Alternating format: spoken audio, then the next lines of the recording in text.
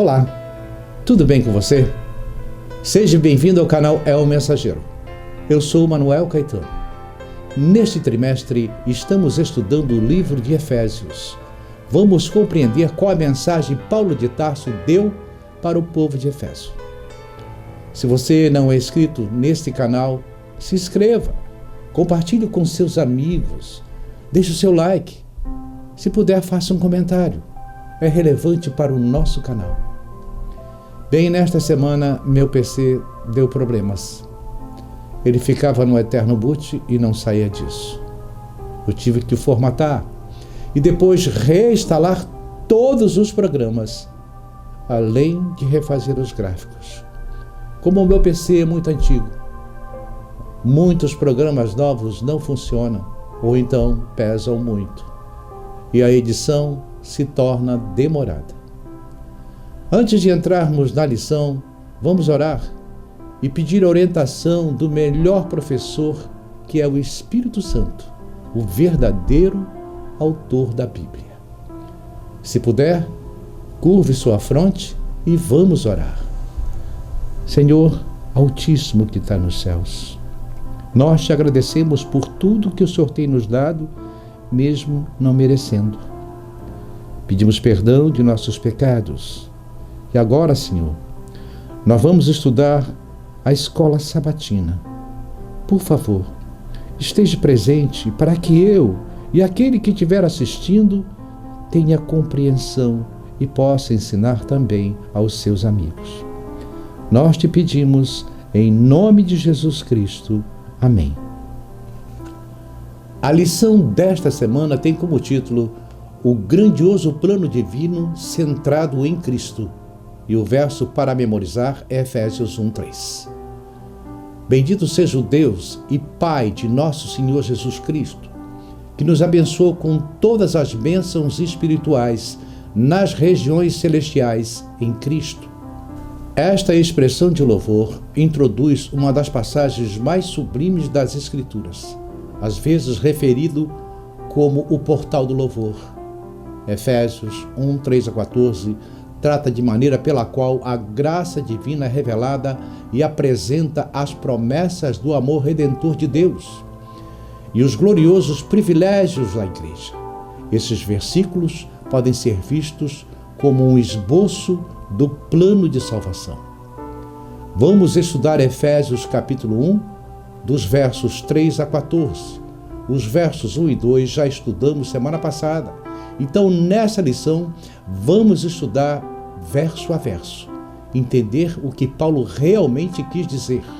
Hoje, vamos nos concentrar na primeira parte do capítulo. Vamos ver a introdução e a saudação e o louvor que Paulo fez em Efésios, dos versos 3 ao verso 14. Na lição de domingo, escolhidos e aceitos em Cristo, pergunta número 1. O que significa a expressão nas regiões celestiais em Efésios, o único lugar em que é usado no Novo Testamento? Ver Efésios 1, 3:20, 2:6, 3:10, Efésios 6:12, comparar com o uso nos céus em Efésios 3:15 e Efésios 4:10 e Efésios 6:9. Paulo fala das bênçãos espirituais. Vamos ao verso 1. Paulo, apóstolo de Cristo Jesus, por vontade de Deus, aos santos que vivem em Éfeso. Paulo escreve a carta para a igreja de Éfeso. Graça a vós outros e paz da parte de Deus, nosso Pai, e do nosso Senhor Jesus Cristo. É uma saudação resumida, singela. Ele não se delonga. Por isso, acredita-se que a carta não é especificamente dirigida para a igreja de Éfeso, mas também para as demais igrejas e que chega até nós. Em Coríntio, ele trata de temas bem específicos que aconteciam dentro da igreja de Coríntio, já que ele trata de uma maneira mais genérica. No verso 3, esta saudação de louvor que ele faz a Deus, ele exalta o nome de Deus. Leia. Bendito Deus e Pai de nosso Senhor Jesus Cristo, que nos tem abençoado, que nos abençoou com toda a bênção espiritual nos lugares celestiais. Significa que em Cristo temos todos os benefícios de conhecer Deus: salvação, adoção, perdão, visão, dons espirituais, poder para fazer a vontade de Deus, esperança de eternidade com Cristo. Pelo fato de viver uma relação íntima com Cristo, podemos desfrutar destas bênçãos agora. Lugares celestiais significa que as bênçãos são eternas e não temporárias. Podemos ter outras referências de lugares celestiais, por exemplo, em 1:20, 2:6:3 e 3:10. Estas passagens mostram a Cristo em seu papel vitorioso e exaltado como soberano sobre tudo.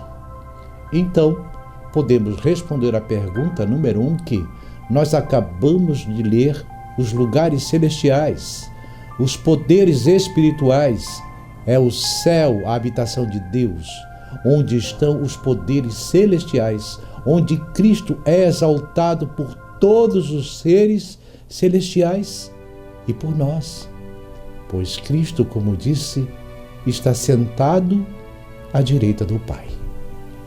Antes de irmos para a segunda-feira, vamos ler os versos 4, 5 e 6. Porque Deus nos escolheu nele, antes da criação do mundo, para sermos santos e irrepreensíveis em sua presença. Em amor, nos predestinou para sermos adotados como filhos por meio de Jesus Cristo, conforme o bom propósito de sua vontade, para o louvor de sua gloriosa graça, o qual nos deu gratuitamente no amado Senhor nosso Deus. Efésios 1:4-6 tem sido usado em algumas denominações como evidência em favor da doutrina de que alguns são escolhidos para a salvação e outros para a perdição, sem que nada as pessoas envolvidas possam fazer para alterar o resultado final. Dizendo que aquele que for predestinado à salvação pode fazer tudo o que quiser, ainda assim será salvo.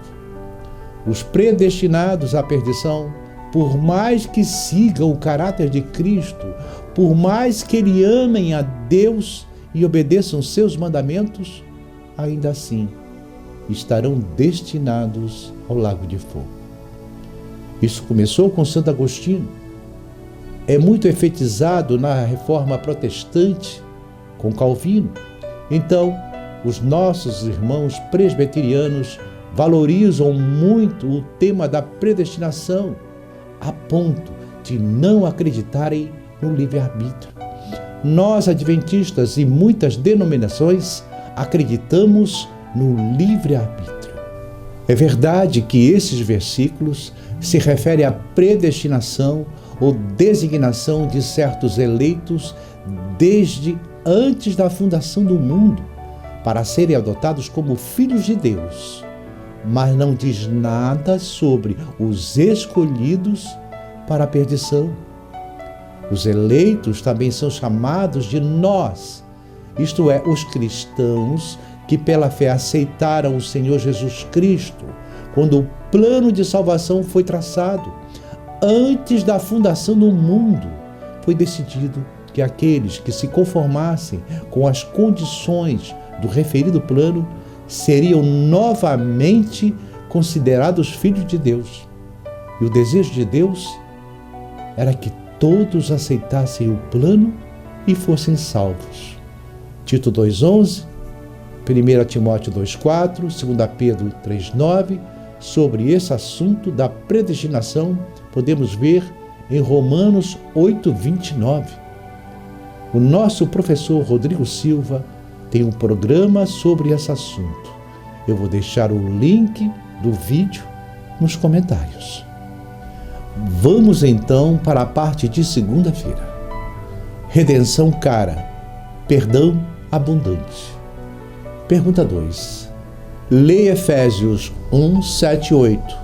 Redenção é uma ideia frequente no Novo Testamento.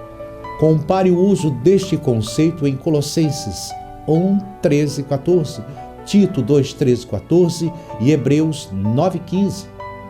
Que temas essa passagem tem em comum com Efésios 1, 7 e 8?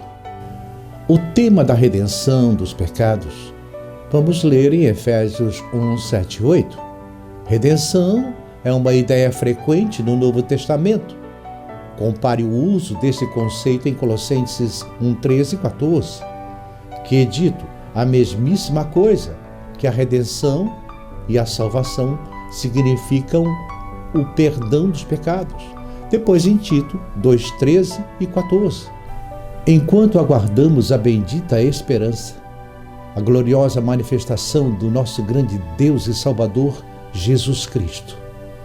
Ele se entregou por nós, a fim de nos remir de toda a maldade e purificar para si mesmo um povo particularmente seu, dedicado à prática de boas obras. Aqui no slide volta a temática do verso 4. Nos escolheu para sermos santos e irrepreensíveis, ou seja, um povo zeloso de boas obras. Então essa purificação é uma obra de santificação, e remir é a obra de salvação. Então a salvação é o perdão dos pecados. A santificação é a obediência. Em Hebreus 9,15, por essa razão, Cristo é o mediador de uma nova aliança para os que são chamados recebam a promessa da herança eterna, visto que ele morreu como resgate pelas transgressões cometidas sobre a primeira aliança. Então, a palavra grega para a redenção é a ideia do perdão dos pecados. Ele cita que a libertação de um escravo, ela é a libertação de sua culpa. Vamos entender um pouquinho mais o que significa a redenção mediante duas teorias da expiação. Existem duas teorias da expiação. Uma que vem desde os pais da igreja desenvolvida na Idade Média e se chama Christus Victor. É o Cristo vitorioso, pisando a cabeça de Satanás, que está em forma de serpente, por meio de sua vitória na cruz. Qual é a ideia do Cristo Victor? É o Cristo vitorioso. Quando a humanidade pecou, ela se tornou escrava de Satanás. Está no texto de Pedro: todo aquele que for vencido se torna escravo do vencedor. Então Cristo veio e se transformou semelhante a nós em tudo, menos no pecado. Então ele assumiu a nossa carne e sangue para livrar aqueles que, pelo pavor da morte, estavam sujeitos à escravidão por toda a vida. Esse texto está em Hebreus capítulo 2. Então, por meio de sua morte, livrasse a humanidade da morte e destruísse aquele que tem o poder sobre a morte, a saber, Satanás. Satanás havia acusado Deus de que não é possível obedecer à lei. E Jesus Cristo, da descendência de Adão, assumindo a fraqueza do homem, obedecem sem nenhum poder especial. Jesus Cristo morre na cruz, sem pecar na carne humana. Satanás acha que teve uma vitória com a morte de Cristo, mas Cristo ressuscita e quebra esse ciclo da morte. O homem em Cristo também vai ressuscitar e assim ele derrota Satanás. Essa teoria desenvolveu-se a ideia de que Satanás estava com a raça humana escravizada. E estava. Mas Jesus veio aqui e pagou o resgate a Satanás. Essa ideia, ela não tem respaldo bíblico. A ideia de que Deus paga o preço da redenção a Satanás é medieval, não é bíblica. Agora vamos explicar a segunda teoria da expiação, que é a chamada de substituição penal. Anselmo, no século XII, começa a estruturar essa teologia, mas novamente Calvino é quem expande essa ideia da reforma protestante. Essa ideia ficou bem sólida e se propagou bastante. Então, a teoria da expiação da substituição penal, o homem condenado por ter transgredido a lei de Deus. Então, o homem pode expiar a sua pena? Sim. O homem pode pagar seus próprios pecados? Qual é o salário da morte? Não é o pecado? Morrendo, sua dívida está paga. Mas então vem a pergunta: qual morte? A segunda morte, que é o lago de fogo. Então, Jesus Cristo toma o lugar do homem e morre no nosso lugar. E nós somos salvos. Bastaria apenas isso? Não. Se Jesus, quando nasceu, fosse morto junto com as criancinhas, a mando de Herodes em Belém, estaria resolvido a dívida do pecado? Não. Mas tem algumas teologias que afirmam que sim, que Jesus veio e morreu e pagou pelos nossos pecados. Não precisaria a morte de cruz. É a teoria da substituição penal. Vou falando isso de uma forma desorganizada, não explicada. E aí você fica com a pulga atrás da orelha. Mas, espera aí, ele morreu. Ele morreu, encarnou e morreu. Mas tem alguma coisa que não está batendo. E aí vai entrar a teoria da substituição penal. É preciso compreender o plano da redenção. Jesus Cristo veio como homem 100% humano e 100% Deus. Mas Jesus, em sua vinda, se esvaziou de sua natureza divina e, como homem, obedeceu toda a lei, provando que é possível para o homem obedecer à lei. Sim, podemos escorregar e pecar, porque não existe um justo sobre a terra. Mas Jesus Cristo já pagou o preço. Ao nos arrependermos, Ele é justo para nos perdoar. Cristo viveu uma vida de plena obediência. Ele foi testado e provado nas mais variadas circunstâncias e, ao obedecer, Jesus provou que Satanás era um mentiroso.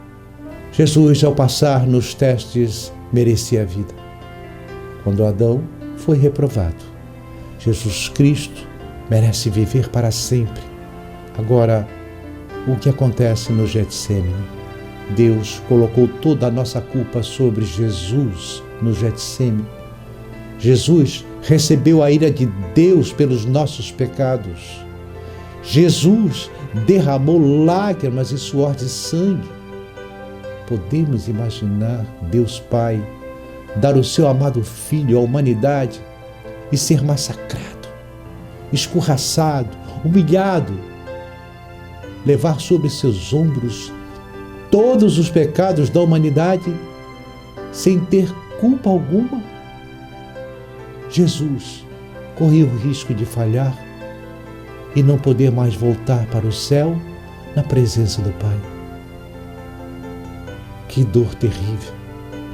Ao sofrer a pior de todas as dores, a separação do Pai,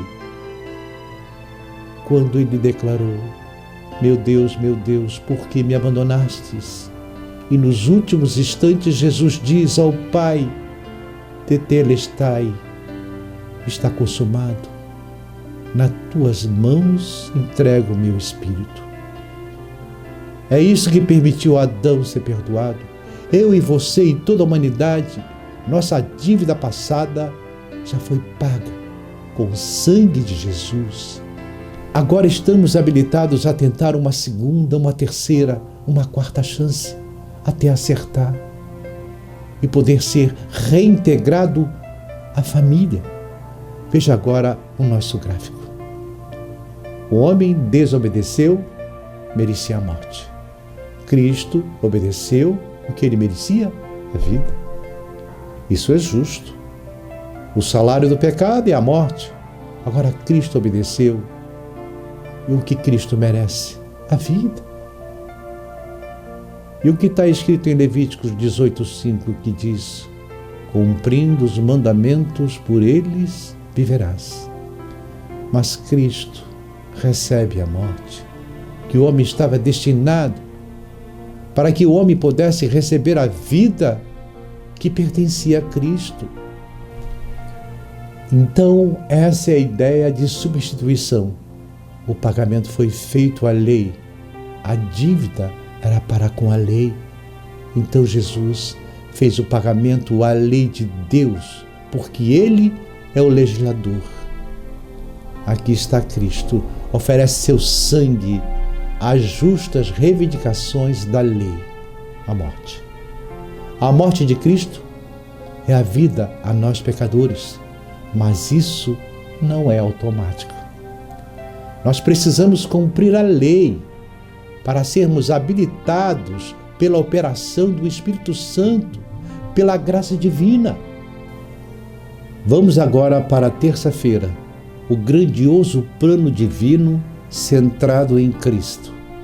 A pergunta de número 3.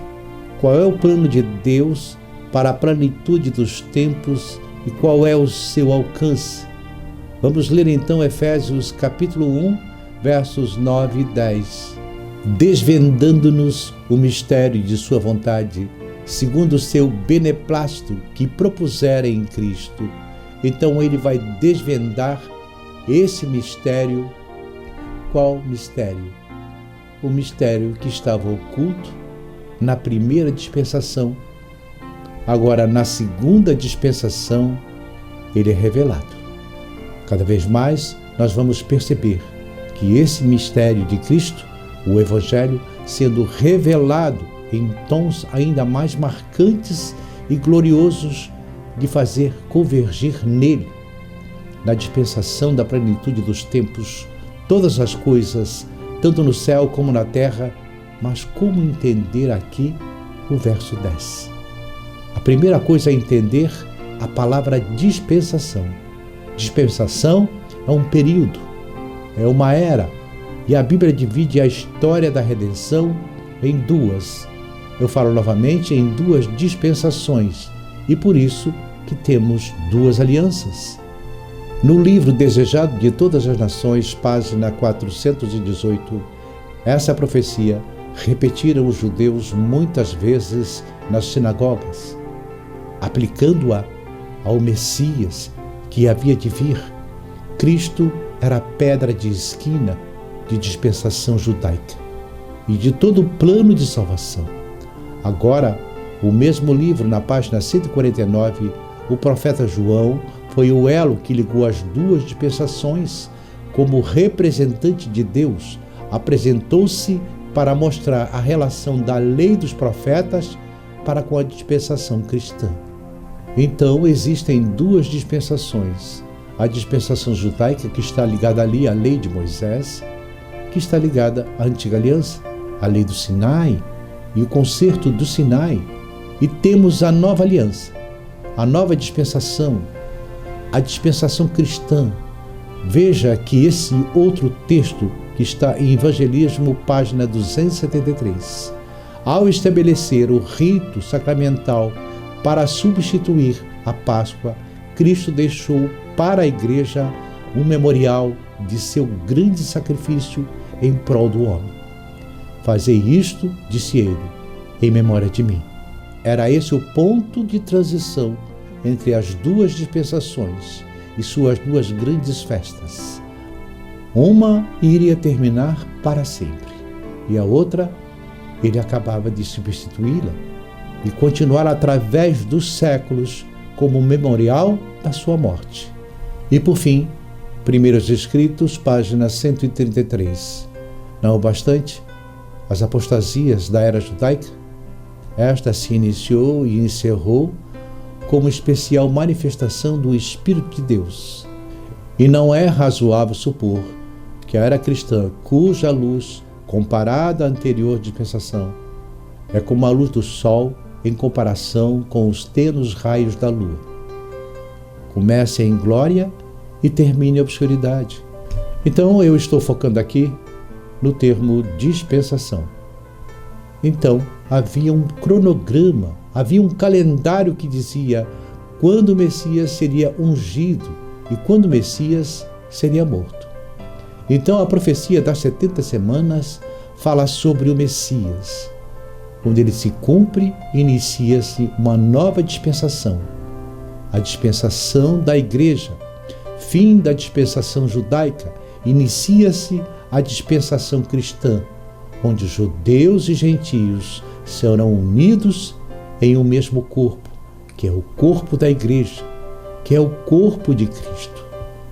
Eu queria dar um anúncio aqui, que é o seguinte: foi disponibilizado uma missão de 5 anos para quem deseja participar como missionário. É na Amazônia, na aldeia Curuzu. A gente vai pelo Rio Amazonas, entra no Rio Trombetas e desembarca. Depois, temos que caminhar por 20 dias no meio da selva, dormir em redes penduradas entre 2 árvores. Os mosquitos são grandes. Além da umidade de 95%. E chove todos os dias. E a única maneira de se proteger é com folhas de bananeira de macaco. Depois de 5 dias, a comida que levamos acaba. E temos que comer peixes pescados nos mangues e observar o que as aves comem para podermos comer também. Mas é preciso comer tabatinga, argila branca ou então amarela, para combater o veneno das folhas ou frutos que comemos errados. Os espinhos dos tipos de palmeiras são muito grandes e, quando espetam, são bem doloridos. Além de animais perigosos e as formigas cortadeiras, se vocês conhecem, é uma trilha com enormes dificuldades até chegar à aldeia dos índios Curuzus. Na aldeia, as ocas são de folhas de palmeira. Todos andam nus, um dialeto complicado. Apenas um ali entende a nossa língua, que é o português. E ali nós passaremos 5 anos nessa missão. Longe das redes sociais, energia, uma dieta de alimentos baseados em peixes, folhas e frutos da selva e mandioca. A farinha de mandioca, e além de alimentos sofisticados que são mastigados pelos índios, normalmente são as índias, e nós passamos a comer aquilo. À noite, quando dormimos, os mosquitos são enormes. Sem contar que rondam todas as noites onças por ali. Você está disposto a ir nessa missão? E não é verdade, eu estou apenas narrando o que já passei pela Amazônia, quando fazia documentários para a ONU sobre doenças endêmicas, e foram 17 documentários. Só que, além de todos esses perigos, eu tinha que carregar, junto com meus amigos, o peso dos equipamentos, tripés, que pesavam mais de 10 quilos, a câmera era muito grande, pesava muito, o VT para gravar pesava aproximadamente 15 quilos, as fitas, que eram videotapes enormes, não podiam se molhar. Baterias para os equipamentos, cada uma pesava 800 gramas, e tinha que ser várias, e só durava 20 minutos cada uma. Éramos um grupo de 8 a 10 pessoas com um guia indígena. Eu esqueci de mencionar, muitas vezes, o chão de capim no pântano afundava. E precisávamos ser retirados imediatamente, para não sermos atacados por uma cobra sucuri. Por que eu estou contando tudo isso? Para dar um peso no nosso coração de entender um pouco do que Cristo aceitou. Porque Ele era o Senhor das hostes celestiais, Rei dos reis, Senhor dos senhores, assentado sobre um alto, sublime trono. Os anjos o serviam, milhares e milhares de Merias o serviam. Ele tinha todo o conforto que nós nem podemos imaginar. Ele aceita ficar não 5 anos, mas 33 anos com o ser humano. Só que eu e você fôssemos para a aldeia Curuzu, na Amazônia, esse mesmo corpo, nosso corpo aqui, é que vai para lá. Tudo bem. Ele não. A encarnação de Cristo na humanidade é como se eu e você fôssemos encarnados numa barata ou num verme. Você entendeu? Você aceitaria trocar a sua posição social ali em uma barata ou num verme? Pois foi exatamente isso que Jesus fez. O homem foi criado à sua imagem, é claro. Mas eu estou fazendo o contraste para você conseguir imaginar a infinita humilhação que foi Cristo ao encarnar. Ellen G. White fala: teria sido uma infinita humilhação se Cristo viesse e encarnasse na forma de Adão, lá no jardim. Mas ele suportou os resultados da grande lei da hereditariedade de 4.000 anos. Está lá em Desejado de Todas as Nações, página 49 e página 12.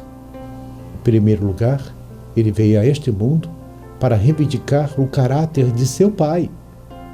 O seu pai havia sido posto no banco dos réus por causa de Satanás.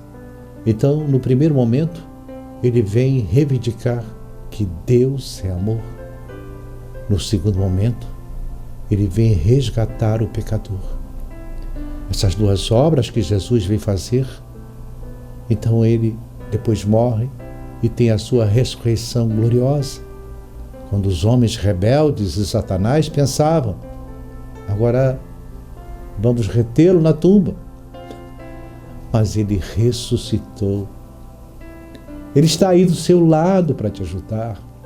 Então existe uma beleza nessa história de encarnação que os séculos dos séculos da eternidade não serão suficientes para estudarmos.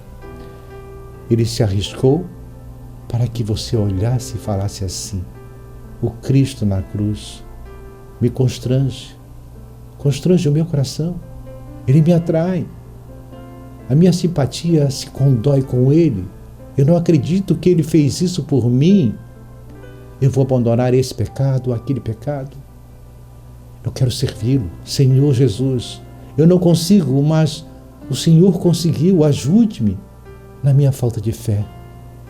Essa é a beleza do Evangelho. É esse Cristo pendurado na cruz que precisa ser mostrado, e todos serão atraídos não só aqui na terra, mas no céu. Por tudo isso, na dispensação cristã, ele faz convergir nele todas as coisas, como se fosse um grande ralo, um grande rodamuinho, que tudo vai ser sugado para a pessoa de Cristo, porque tudo foi feito por ele.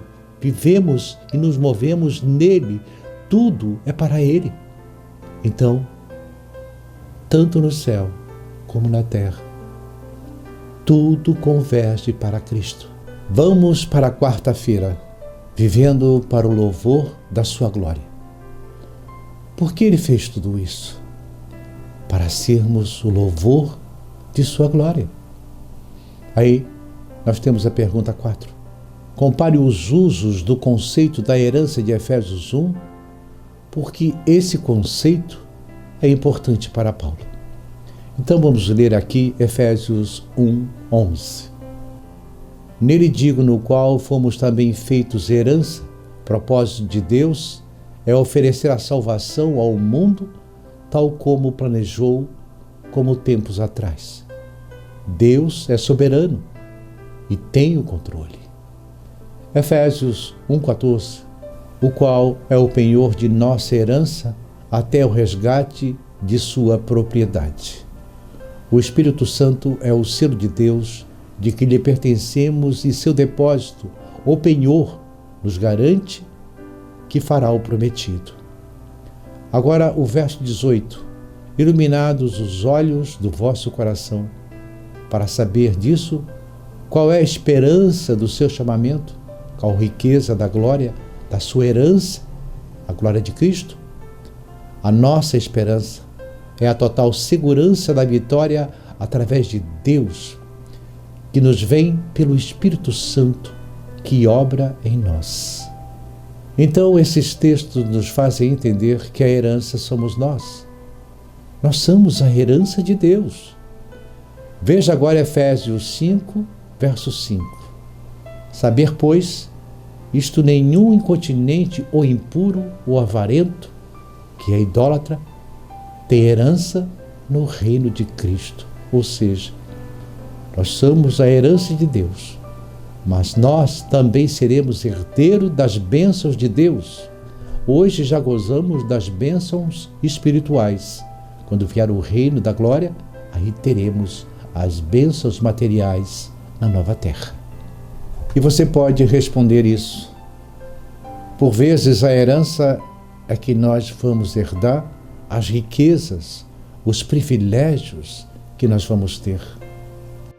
Vamos para a parte de quinta-feira. O Espírito Santo, o selo e garantia. Pergunta número 5, em Efésios 1, 13, 14. Paulo contou brevemente a história da conversão de seus leitores. Quais foram os passos dessa história? Na antiguidade se usava o lacre. Hoje existem aqueles lacres presentes em vários produtos. São os lacres de fábrica. Então, o lacre é um selo de garantia. O lacre é uma proteção. Ele também indica a propriedade. Quem pôs o lacre é o dono. Essa era a ideia do passado, como também hoje. Então, se você creu em Cristo, aceitou o Evangelho e creu, Deus derrama o Espírito Santo sobre você e põe esse selo de garantia. O Espírito Santo é o selo. Ele é o selo de garantia. Garantia de quê? De que você será regenerado, de que não vai faltar ferramentas para você prosseguir no caminho da santificação. Você sabe quem pode tirar esse selo? Apenas você. A graça de Deus se manifestou salvadora para todos os homens. A menos que você tire esse selo, você vai para o céu. Sabe por quê? Porque Filipenses 1,6 diz assim: estou convencido de que aquele que começou boa obra em vocês vai completá-la até o dia de Cristo Jesus. O Deus que começou a boa obra em nós, a continuará através de nossas vidas e a terminará quando o virmos de cara a cara. Agora, o Espírito Santo vive em nós, nos capacitando para que cada dia sejamos mais semelhantes a Cristo. Paulo descreve o processo de crescimento e maturidade do cristão que começa ao aceitar a Cristo e seguirá até que Cristo volte. O Espírito Santo é o selo de garantia que eu vou para o céu. Eu só preciso nunca desistir. Eu só preciso nunca perder a fé. Agora, não se preocupe, sabe por quê? Porque quem vai fazer a obra é o Espírito Santo. Você só precisa se esforçar e fazer o seu máximo no caminho. Ore para Deus. Fale para Deus agora. É Ele quem faz a obra. Você colocou-lhe o fato, você vai se esforçar, você vai se entregar, mas é Ele quem faz a obra. O problema das pessoas que vão se perder, sabe qual é? Não é porque elas já pecaram, todos pecaram, mas é porque elas vão rejeitar o Espírito Santo. Elas vão falar, não é assim não vai dar certo. Elas vão amar mais as trevas do que a luz. Mas você pode se sentir fraco, desesperançado, mas se você amar a luz, o Espírito Santo é o selo. Então, se você recebe o selo do Espírito Santo, a menos que você quebre esse selo, Deus não vai quebrar esse selo. Ele quer resgatar você. Jesus suportou tudo aquilo para adotar você como filho. Agora você vai chegar a Jesus, sabe como? Como seu irmão mais velho. Você precisa ter intimidade, você precisa sentir família. Eu quero terminar esta lição lendo um texto com você. O texto que está no livro Mente, Caráter e Personalidade, volume 2, página 787. Muitos acham que suas deficiências de caráter lhes torna impossível satisfazer a norma que Cristo erigiu, mas tudo que esses têm que fazer é humilhar-se a cada passo, sob a poderosa mão de Deus. Cristo não avalia o homem pela quantidade de trabalho que fez, mas pelo espírito no qual é executado o trabalho. Quando ele vê o homem erguendo os fardos, procurando carregá-los em humildade de espírito, desconfiando de si mesmo e apoiando-se nele, ele acrescenta ao trabalho deles a sua perfeição e competência, e o trabalho é aceito pelo Pai. Somos aceitos no amado, os defeitos do pecador são cobertos pela perfeição e plenitude do Senhor, justiça nossa. Aqueles que de vontade sincera e coração contrito empenham humildes esforços para viver à altura do que Deus requer, são pelo Pai olhados com um compassivo termo amor. Ele os considera como filhos da obediência e lhes imputa a justiça de Cristo. Agora você vai se esforçar. Olha o que diz o texto. Você vai com o coração contrito empenhar os seus humildes esforços para viver à altura do que Deus requer. E agora você vai descansar, porque você foi aceito no amado. A justiça de Cristo vai cobrir todos os seus pecados. Esteja em comunhão com Deus todos os dias. Ao dormir e acordar, receba o batismo do Espírito Santo. Confesse seus pecados, aqueles mais escondidos que te perseguem todos os dias. Ore a Deus assim: Senhor Deus, Senhor Jesus, meu Pai, eu não sei, eu não tenho vontade, mas coloquei a vontade no meu coração. Eu não tenho vontade de orar. Ensina-me a orar segundo a vontade de Deus.